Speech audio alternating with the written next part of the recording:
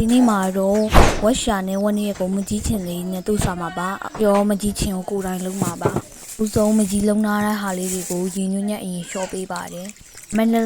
ရှော့ပေးရပါမယ်ပြီးတော့မြုပ်ဒီဇိမ်းရဲ့စက်သွန်ဖြူတွေကိုထောင်းထားပေးပါမယ်အချင်းလုံးမှာဆိုတော့ကြည်ကြည်ညက်ညက်လေးထောင်းထားပေးပါမယ်မဟုတ်ရင်မြုပ်ဒီဖက်တွေကိုဝါစားမြင်တာဆက်ပါတယ်အရင်ကြီးရှော့ရတဲ့မကြီးလုံးလေးတွေကိုအဲ့လိုမျိုးဇုံနဲ့ခြေပေးထားပါတယ်ပြီးတော့ပကံမဆန့်မှဆိုလို့တခြားပကံကိုပြောင်းလိုက်ပါတယ်ပြီးရင်လည်းပြည့်တက်ပြီးရှန်ထွက်သွားမှဆိုလို့ပြောင်းလိုက်တာဖြစ်ပါတယ်မပြောင်းချင်လည်းရပါတယ်ဆိုရင်စုကတော့ငရုတ်တီထောင်းထားတဲ့ဟာလေးတွေကိုထည့်ပေးပါတယ်ပြီးတော့အနီရောင်မပါသွားလို့ပေါ့နော်ငရုတ်တီအနီမပါလိုက်အရောင်ကတိတ်မလာတော့ပါဘူးဒီနေရာမှာမုံလာတုပ်လေးထည့်လဲကောင်းပါရဲ့နော်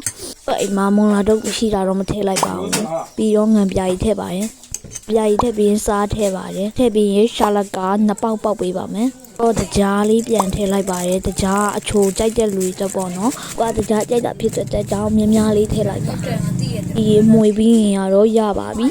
။စုကတော့ဆွဲပြီပေါ့နော်။ဒါလေးကနှစ်ရွက်ပါ။ကတော့ရှာပါ။ဒီကိုခွဲတဲ့နဲ့ကိုပေါ့နော်စားပါပြီ။အချင်းကြီးလေးကတကယ်ကောင်းပါတယ်။ဆက်လဲဆက်ပါတယ်။ဒီကအရင်ကပြုတ်ပဲပြုတ်ထားတာကာခယူစီရဲ့ဂျန်ညိုးရဲ့ကိုဒီလိုမျိုးပုတ်ပြီးတော့ဗောနော်ပြန်မှกินလာလိုက်တာပါလေးရလေးစားလိုက်ပြီဆိုတော့ねကြစ်လေး